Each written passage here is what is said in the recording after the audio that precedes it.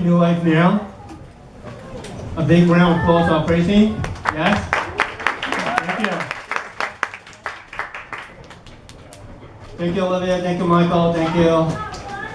Where's Jeffrey? Thanks, Jeffrey. Sam, thank you. Yes, everyone's here. I got a quick survey.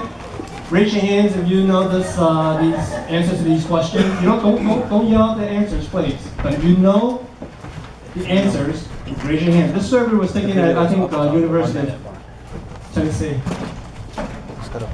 5 questions. You guys all set? Yeah? Yeah? Okay, cool. First question. Who won the U.S.? Now don't yell it out, okay?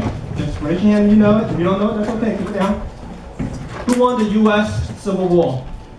Raise your hand if you know. Oh my goodness.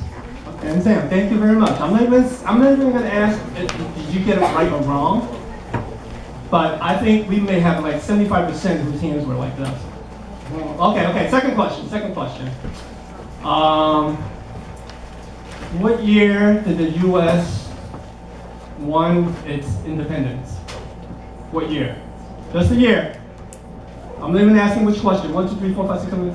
Hands down. Thank you very much. 20% of you raise your hands. Oh my goodness. Okay, that's cool. Okay. 3 more questions. Who is Angelina Jolie divorcing from? Raise your hands if you know. Oh my goodness. You guys know this. Okay. Second question. If you know the answer to who she divorcing from, raise your hand. Okay, Wes? Yeah.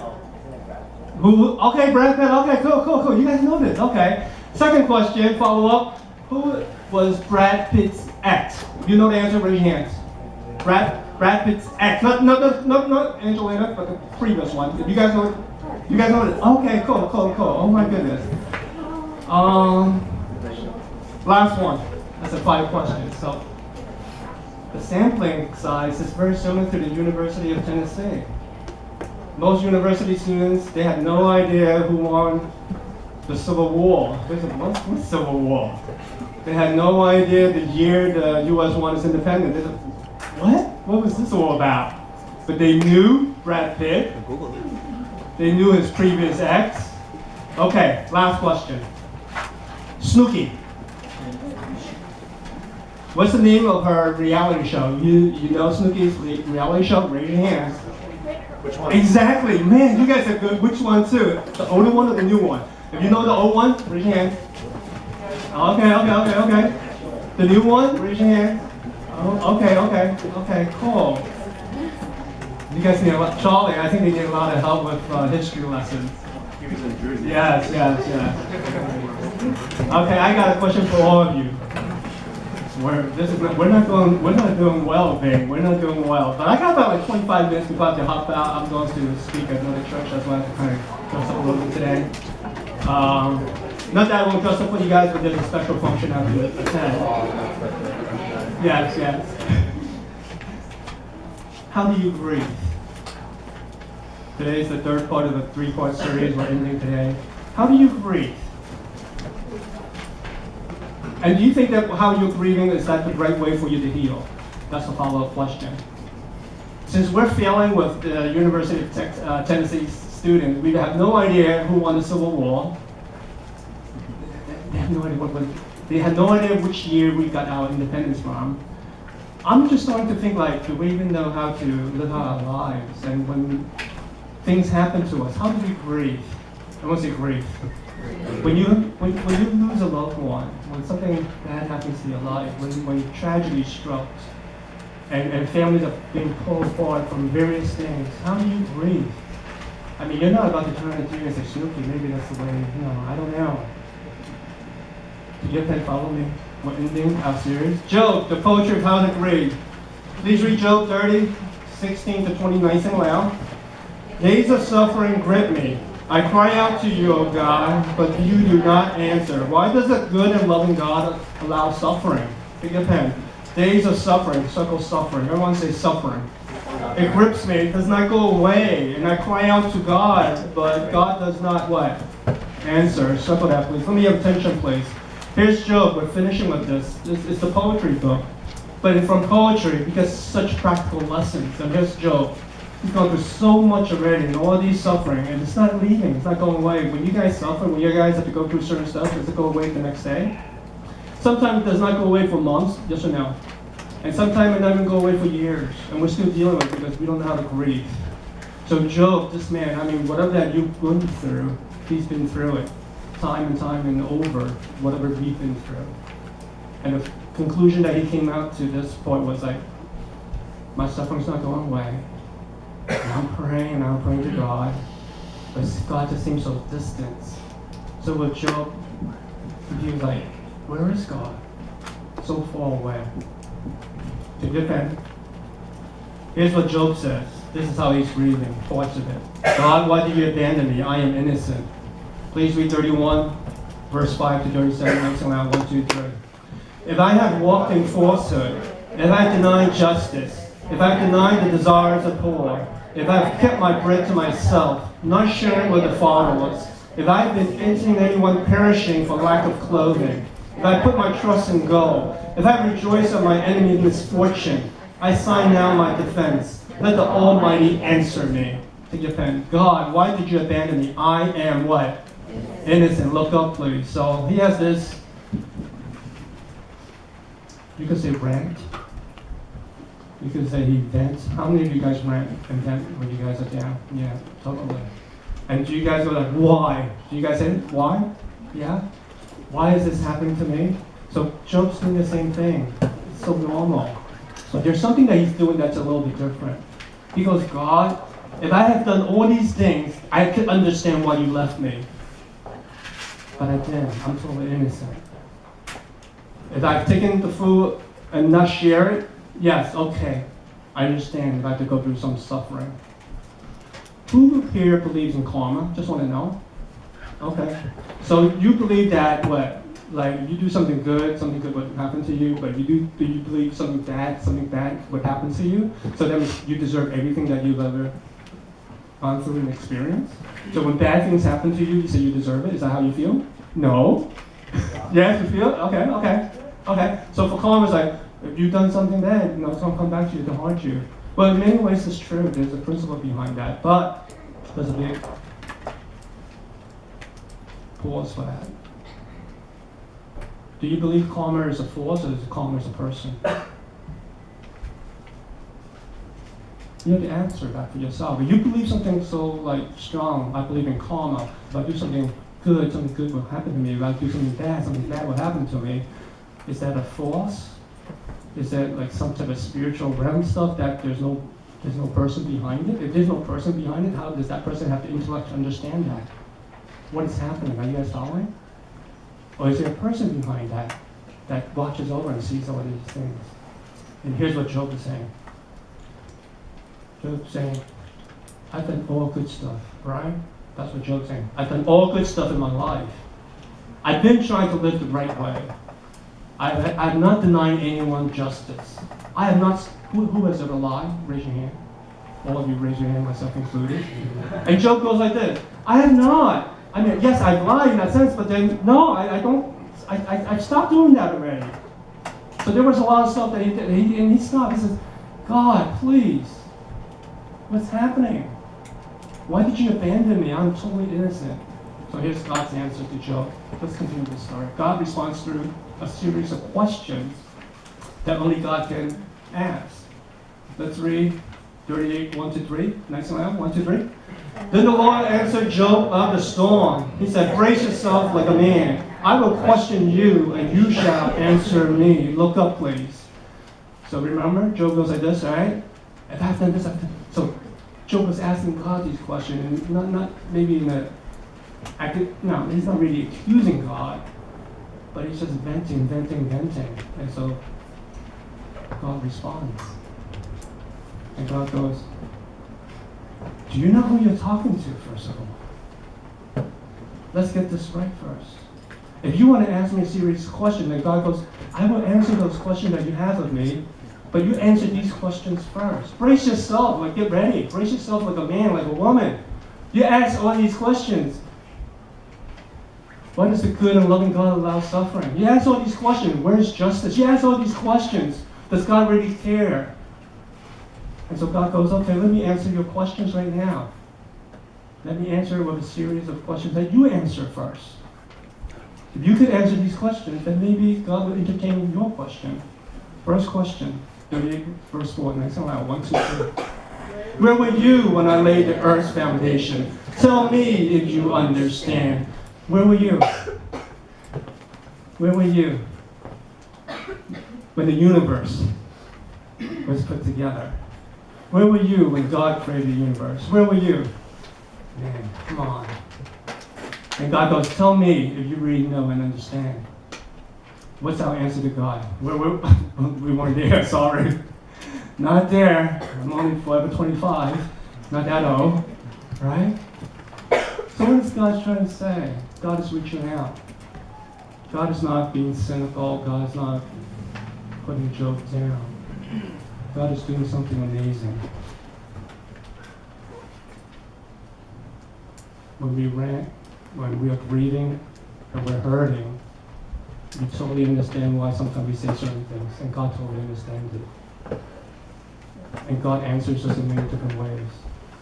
Sometimes with a very soft embrace, like the morning dew on a leaf, in silent solitude as you walk through the fields. And then sometimes God answers through a storm and hits you right there, just so that you could be awakened again. Are you guys following? So God talks and God speaks and God answers us in many different ways. In His softness, but also sometimes He has to wake us up.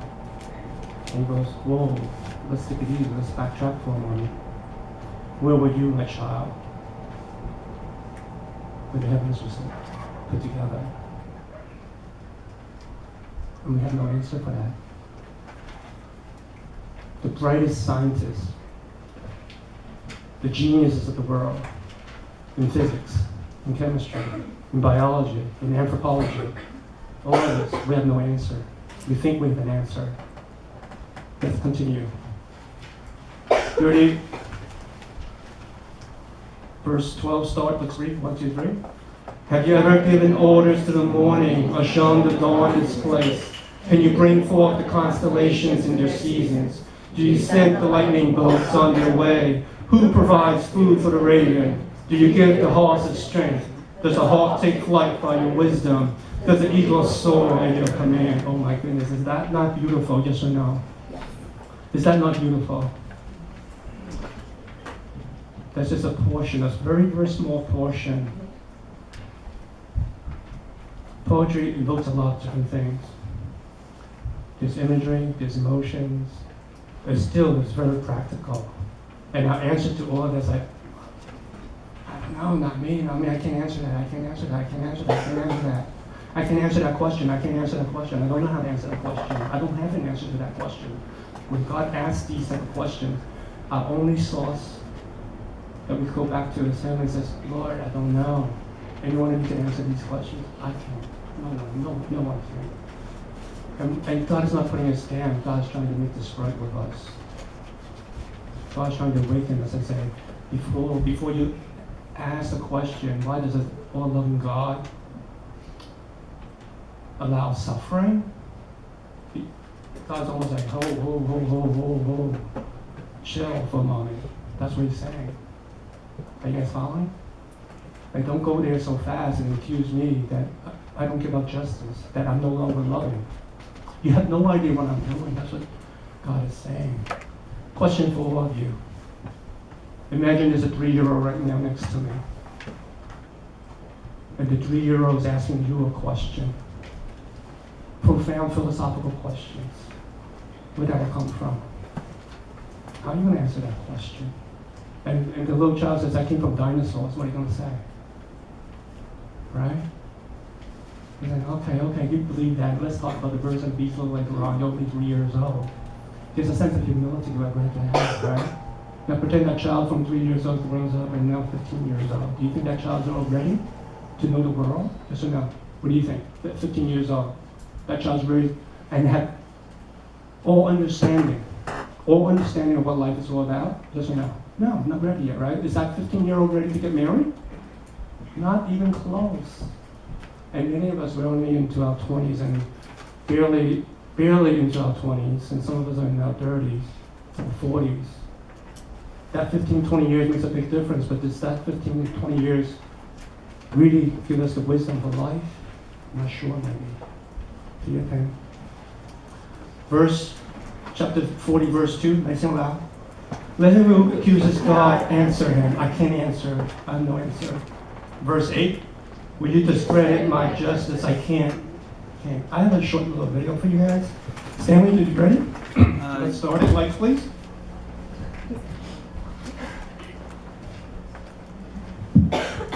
Hope you enjoy this. It's amazing.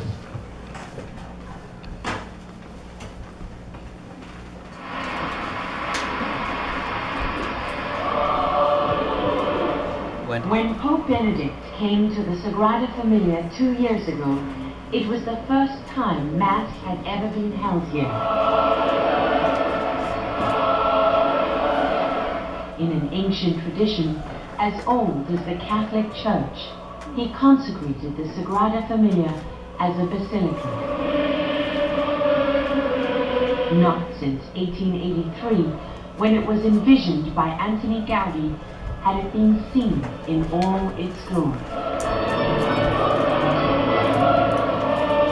800 voices filled the air, one of the largest choirs in the world. And close to 7,000 people gathered, celebrating a moment that had taken 128 years to arrive. While the inside is mostly finished, outside there's still much to be done. You can see the spires and construction cranes for miles. Watch as this picture moves in from above. Those tiny figures below are people, dwarfed by the massive facade rising from the main entrance of the church. Antoni Gaudi was profoundly devout, and this was his way to make amends to God for the sins of the modern world. I mean, he wanted to write the history of the whole of the Catholic faith in one building. I mean, how crazy and how extraordinary and how ambitious and how, in a sense, megalomaniac that idea is. Gijs van Hensbergen immersed himself in Antoni Gaudi's life for 10 years and wrote what's considered the definitive biography. He took us to see the Nativity facade, the only part built while Gaudi was alive. It's the Bible written in stone. So every single little thing that you look at there, every detail, symbolizes something real. Yeah, and that was the idea, that we together would spend days here, me teaching you, if I was the priest, what the story was and what the symbolism was, and once you get inside, is a wonderful kind of spiritual boost.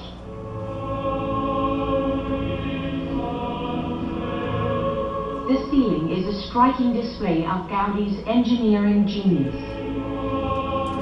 He wanted the interior of his church to have the feel of a forest, because that's where he believed man could feel closest to God. And when you look upwards, you can see Gaudi's columns branching out like trees. Trees are actually buildings, you see. It knows where to throw out a branch. And if you look at the Sagrada Familia today, that's exactly what happens with those bizarre, eccentric.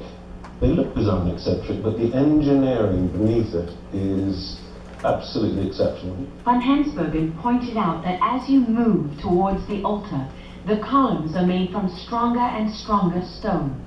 Gaudi chose red porphyry from Iran for the ones that bear the heaviest load, because it's among the strongest in the world.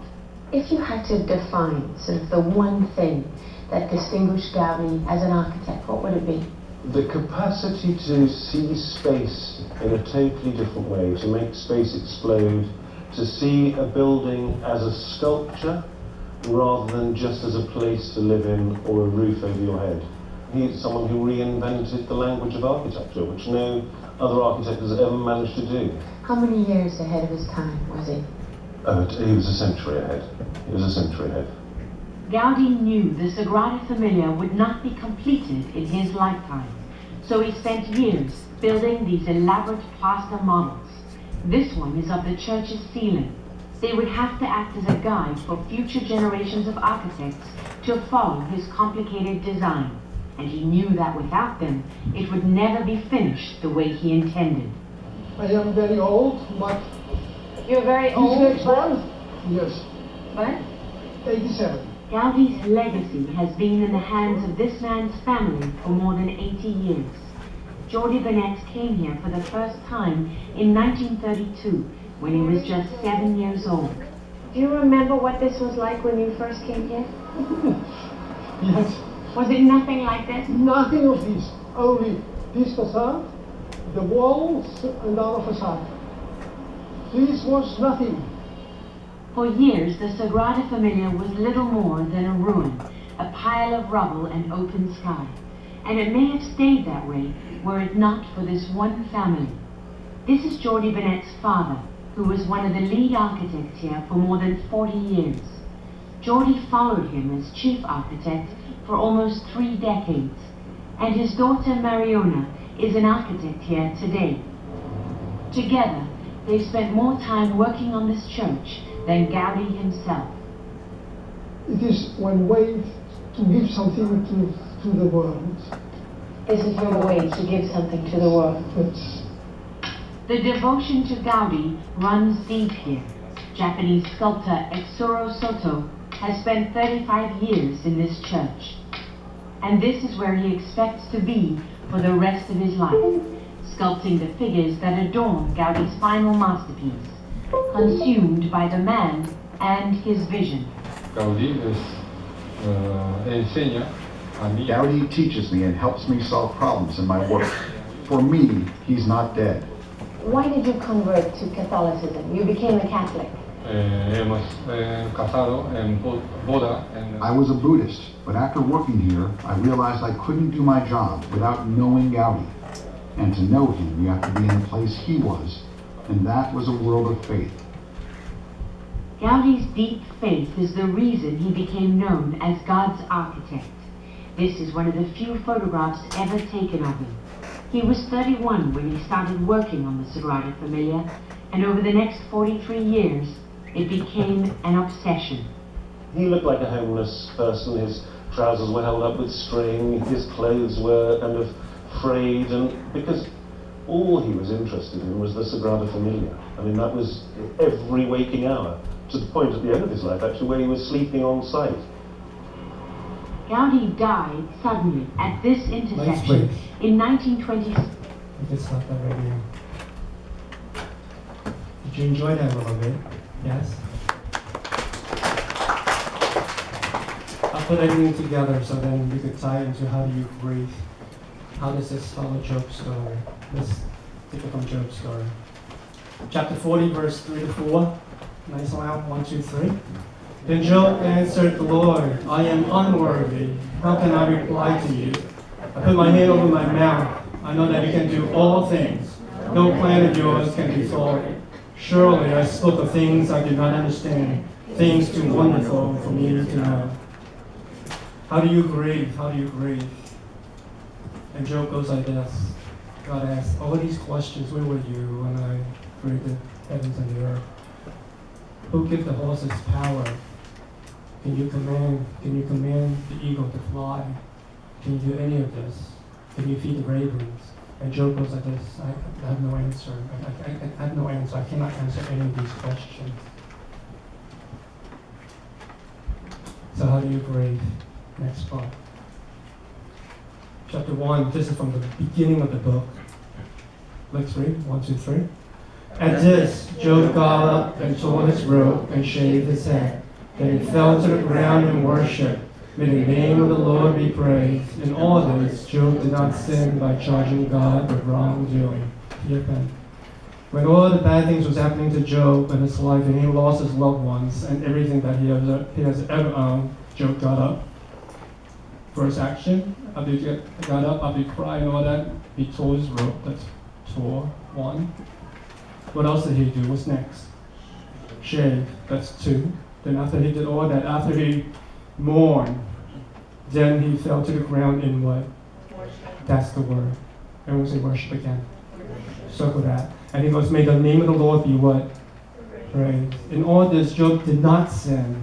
That's important to remember. By charging God with wrongdoing. Let me have attention, please. You saw the video. You know it's not completed yet? 130 years. It's still in construction, still under construction. This is 2016 right now. It's going to be about 95%, 98% completed in 10 years from today. In 2026, they will celebrate. They will celebrate. 10 more years before the Holy Family. That's the English name for this basilica. Can you imagine that? Totally 150 years. 150 years. One in your lifetime, my lifetime completed. Combined. The gentleman who first envisioned this, he was a business person. He came back to this place and he says, I want to build an amazing, amazing church. And that was his vision. And he hired an architect. The first architect after he came on board got fired. Then the second architect came on board. And that was Gaudi that you saw. Anthony Gaudi came on board when he was 31 years old. And for the next 43 years, that was consumed. This was it. This was his life. 43 years he gave as an architect. He died at 74. If he did not die at 74, he would still continue. You saw his bed. 24/7, he was right there. He was totally consumed with this whole thing. Not just him, right? You saw it. It takes skilled craftsmen, artisans to work with stone.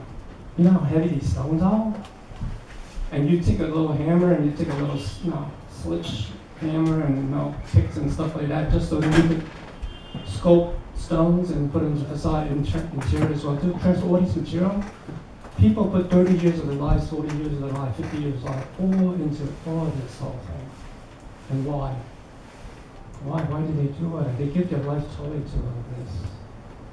And what does this have to do with your grieving and my grieving? Is exactly that. When you grieve, when something happens to you, remember to do one thing. Worship. Everyone say worship.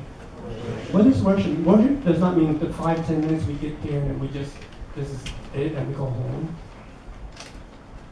What we're learning from Gaudi and from all these people about worship and grieving is that you give your whole life to something far greater than yourself. Are you guys getting it? You give your life to something far greater than yourself. And when you do that, you are starting to worship. Now catch this now. Whatever you give your life to, that is what you're worshiping. If you give your whole life to a career, you are worshiping what? If you give your whole life to your family, what are you worshiping? Yes. Now you give your whole life to God, what are you worshiping? And who are you worshiping? God. And it starts from there. So when you grieve, when bad times happen, when tough times happen, your relationship will never go back to the point where you walk away from the faith. Could you imagine someone like Gaudi walking away from his faith? Could you imagine that? No, he's given his whole life. He's given his whole life. Are you guys getting that? Are you getting that? The only thing that Job was struggling with, he was saying, God, I'm innocent. Why did you leave me? That was the only thing. Scripture is very clear if you next. He never charged God with wrongdoing. All he charged God to me was, God, I am innocent, but why did you leave me? Why did you leave me? Are you guys getting it now? Why did you leave me? How come you're nowhere to be found? I didn't do any of that stuff, but why did you leave me? And then God answers. How did God answer? And God spoke to Job through the storm and asked all these questions. And then at the end of the story, Job got the answer. He goes, he had this aha moment. Take your pen, let's read. 42 verse 5. Can I sing loud? 1, 2, 3. My ears have heard of you, but now my eyes have seen you. There you go. He was vindicated. When God spoke to Job and says, where were you when the foundations of the earth was laid? Where were you when it gave power to the horse? Where were you? Where were you? Where were you? Where were you? And Job did not take this as like God was punishing him. Job was like, he's talking to me. He never left. God never left my side. And Job got it. Are you guys getting it now? And God answered through the storm. Since my child, I was always with you. Always. I've never left. So, worship. Everyone say worship. Worship. I ask that you consider something. You are giving your life to something. You know it and I know it. You are giving your life to something right now. And you might be like, I don't know what I'm giving your life to. Exactly it. Exactly it. You're giving it away free. For those of us who we're just treading time and treading water, and we're just living day by day by day by day by day, and we love to come here, and we love church, and we love volleyball or basketball. Those are things. But for those of us that says, yeah, you know what? I have not really given our life to the Lord. It starts today. It starts today. And for those of us who may have given our lives to the Lord already, maybe today's the day that you said, you know what? Today is the day. Fully, completely, all of it. You are giving your life to a cause. You know that, right? What a cause that you have to find for yourself. It may be your career. It may be volleyball. It may be basketball. It may be a whole host of stuff. But have you given your life to the Lord? And if you have not, then I ask you for that. That today you consider giving your life to the Lord. Just like Galway. He gave his life to the Lord fully. So when tough times come, I end with this. A list of about 27 things that people do how to breathe. Set aside 15 minutes each day to be by yourself at a quiet place. Write letters to your loved ones. Binge watch a lot of TV. Look through old pictures, emails, letters, anything else you share. Tell a lot of jokes, shocking ones. Seek a therapist that you trust. Write out all your emotions on paper. Find a hobby that fills you with happiness. Accept the way you feel, no matter how you feel. Number 21, I like this one, take a hike. Yes. Number 23, remember to take things one day at a time. Number 27, last one. Know that grieving comes in waves and it has its own schedule. None of this says worship God. None of this says worship God. None of this says praise God. And this is how the world is trying to cope with loss. Are you guys getting it now? Are you guys getting it now? None of this tells you to give your life totally, absolutely to God so that when bad things happen, when tough things happen, you're still able to praise God.